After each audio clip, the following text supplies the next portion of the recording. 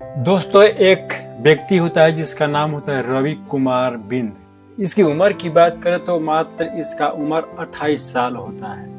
वो अपनी ससुराल जाता है जहाँ पर सास ससुर और एक साली होती है। साली की उम्र की बात करें तो उसका उम्र मात्र 16 साल हो रहा था और वो 10वीं क्लास में पढ़ रही थी। 2025 में उसका मैट्रिक का एग्जाम होने वाला है।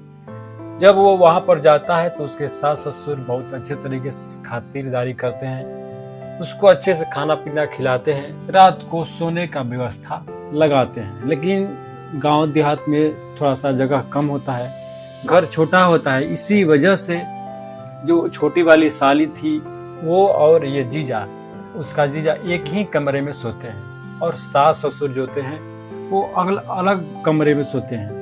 लेकिन रात जब होता है 8-9 बजता है, खाना वाना खाने के बाद सब लोग आराम कर रहे थे, तभी ये जो जीजा होता है रवि कुमार बिंद, वो अपने मोबाइल में कुछ वीडियो देख रहा था। तभी उसकी छोटी वाली साली आ जाती है।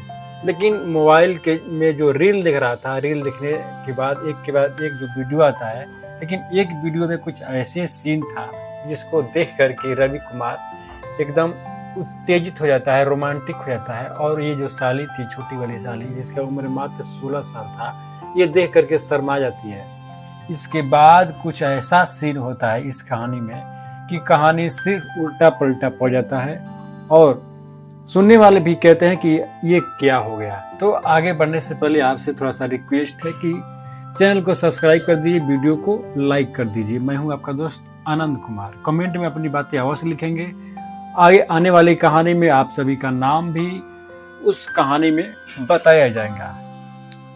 दोस्तों, ये कहानी यूपी से शुरू होता है और यूपी में एक प्रयागराज जिला होता है जिसमें एक थाना के अंतर्गत आता है सुखुपुरा गांव। और थाने की बात करें तो गुरपुर गांव थाने का नाम है।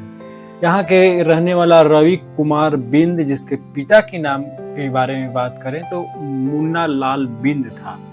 2017 में प्रतिमा बिंद के साथ रवि कुमार की शादी होती है। शादी के बाद इसकी जो छोटी वाली साली होती है, अक्सर इससे बातचीत हुआ करता था, जिसकी उम्र 16 साल था और वो 10वीं क्लास में पढ़ रही थी।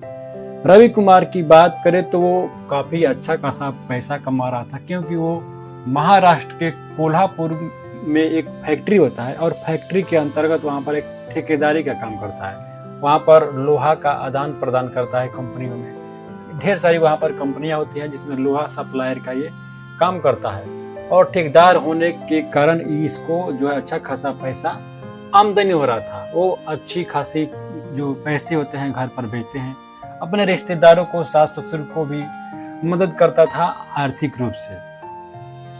बहरहाल पूरा का पूरा परिवार एकदम खुशियों से भरा पड़ा था। परंतु एक दिन ऐसा आता है कि पूरे परिवार में खलबली सी हो जाती है। साथियों, इस कहानी के माध्यम से हम आपको सुनाने की कोशिश करेंगे कि कैसे एक गलती के चलते पूरा का पूरा परिवार बर्बाद हो गया। दिवाली 2025 में रवि कुमार बिंद अपने घर आता है दिवाली का त्योहार मनाने के लिए। 1 नवंबर का दिन आता है, तभी वो बोलता है अपनी पत्नी प्रतिमा बिंद से कि क्यों न मैं अपने ससुराल होते आऊं, सास ससुर से भी भेंट हो जाएगा और मेरा मन भी लग जाएगा, क्योंकि मैं सोच रहा हूं अब बाहर जाने के लिए पैसे भी कम पड़ रहे हैं, धीरे धीरे खत्म हो रहे हैं और वहां पर मेरा काम आ रहा है, तो मुझे बाहर भी जाना पड़ेगा। तो उसकी पत्नी बोलती है कि ठीक है, कोई बात नहीं, आप जाओ और घूम करके आ जाओ, उसमें मुझे क्या परेशानी हो सकती है। उसके 2 बच्चे और एक बेटी और जो पत्नी थी, ये तीनों चारों घर पे रहते हैं और वो रवि कुमार बिंद चल देता है ससुराल के लिए। उसकी ससुराल जिला कुंडियारा और गांव के नाम बात करें तो आरुयरिया, और जमुना प्रसाद उसके ससुर होते हैं। जमुना प्रसाद के यहाँ शाम को वो पहुंचता है, अपने ससुराल पहुंचता है। दामाद को पहुंचने के बाद उसके सास ससुर साली जो भी होते हैं, परिवार में सभी लोग अच्छे तरीका से इसका खातिरदारी करते हैं। शाम होता है, खाना का व्यवस्था होता है। खाने में मछली बनती है और थोड़ी सी शराब। जब मछली खा करके आराम से जब सभी लोग सोने लगते हैं तो बिस्तरा लगाया जाता है, परंतु जगह कम पड़ता है, जिसकी वजह से सास ससुर जो होते हैं एक कमरे में उनका बिस्तर लगता है और जो दामाद होते हैं इनका एक अलग कमरे में बिस्तर लगता है। लेकिन छोटी वाली साली जो होती है वो सोचती है कि मेरे लिए तो जगह कम पड़ता है, तो एक बिस्तर और लगता है जिसमें जीजा होता है, उसी के कमरे में इसका भी बिस्तर लग जाता है। अब धीरे धीरे रात बढ़ रहा था, 9-10 बज रहे थे, तभी जीजा जो है उसका रवि कुमार बिंद अपने मोबाइल में कुछ वीडियोज देख रहा था, रील्स देख रहा था। तभी उसकी साली होती है, वो आती है, बोलती है कि जीजा जी मुझे भी देखना है, वीडियो रील्स मुझे भी पसंद है। वो बोलता है ठीक है कोई बात नहीं, मेरे साथ देखो, मजे आएंगे अब तो। लेकिन रील्स देखते देखते, वीडियो देखते देखते कुछ ऐसे वीडियो आ जाते हैं जिसमें जो जीजा होता है वो काफ़ी रोमांटिक हो जाता है और जो साली होती है वो काफ़ी शर्मा जाती है, परंतु जीजा जो है उसका हाथ पकड़ लेता है, वो उसके शरीर पर हाथ फेरने लगता है। साली बोलती है कि जीजा जी ये क्या कर रहे हैं, ये सब मुझे बिल्कुल भी पसंद नहीं है और मैं यहाँ से जा रही हूँ। परंतु जीजा जो है पकड़ लेता है और अपने मोबाइल में कुछ इस तरह की वीडियो डिमांड कर देता है देखने के लिए कि वो काफ़ी जो होती है लड़की शर्मा जाती है। उसका नाम प्रियंका होता है। प्रियंका बोलती है कि जीजा जी मैं ऐसी वीडियो नहीं देखती हूँ, आप मोबाइल को बंद कर दो। लेकिन जीजा के कहने पर वो मजबूरी में देख रही थी, लेकिन देखते देखते वो भी रोमांटिक मूड में आ जाती है और वो भी जीजा का साथ देने लगती है। रात के 12-1 बजते हैं, दोनों हम बिस्तर हो जाते हैं, दोनों संबंध बनाने लगते हैं। तभी आवाज सुन करके, जो उसका उम्र होता है छोटा होता है, जिसकी वजह से उसको काफी परेशानी हो रही थी, उसकी प्रियंका की आवाज सुन करके, सीरन की आवाज सुन करके जमुना प्रसाद की नींद जो है खुल जाती है और वो अपनी बेटी की जो आवाज सुन करके उसके कमरे की तरफ जाते हैं तो देखते हैं कि जो उसका जीजा होता है, जो उसका दामाद होता है, वो उसके बेटी के साथ गलत तरीके से बिहेव कर रहा था। वो उसके साथ आपत्तिजनक स्थिति में था, अर्धनग्न स्थिति में था। तभी वो उसका जो गुस्सा होता है वो 7वें आसमान तक पहुंच जाता है। वो बगल में जो बांस होता है, डंडा होता है, उसको उठाता है और अपने ही दामाद के ऊपर दे मारता है। एक डंडा उसके सर पर मारता है। रवि कुमार बिंद वहीं पर बेहोश हो जाता है और उसके बाद जमुना प्रसाद बिंद एक के बाद एक लाठी चार्ज उसके शरीर पर कर देता है, जिसके वजह से मौके पर ही उसकी मौत हो जाती है। अब जमुना प्रसाद क्या करे, उसकी बॉडी को उठाता है और अपने घर से लगभग 100 से 150 मीटर की दूरी पर उसके लाश को फेंक देता है और आधी रात को अपने घर पर आकर सो जाता है। सुबह होती है, कुछ लोग टहलने के लिए जाते हैं तो देखते हैं कि एक लाश जो है अर्धनग्न स्थिति में पड़ा हुआ है। काफी शोरगुल होने लगता है, सभी लोग चीखने लगते हैं, चिल्लाने लगते हैं कि आखिर ये लाश किसका है। तभी पता लगता है कि जमुना प्रसाद बिंद जो है उसका दामाद आया हुआ था और उसी की लाश है। तभी किसी ने पुलिस को फोन कर दिया, पुलिस आती है, लाश को अपने कस्टडी में लेती है। पोस्टमार्टम होता है तो उसके रिपोर्ट में ये आता है कि रवि कुमार बिंद को बुरी तरीके से मारा पीटा गया है। लेकिन अभी तक पुलिस को पता नहीं चल रहा था कि ये कांड आखिर किसने किया होगा।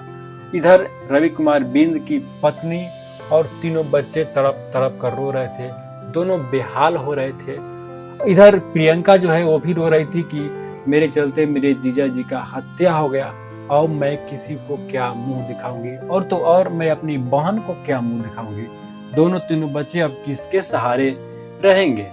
लेकिन जमुना प्रसाद बिंद के चेहरे पर कोई अफसोस, कोई परेशानी नहीं आ रहा था।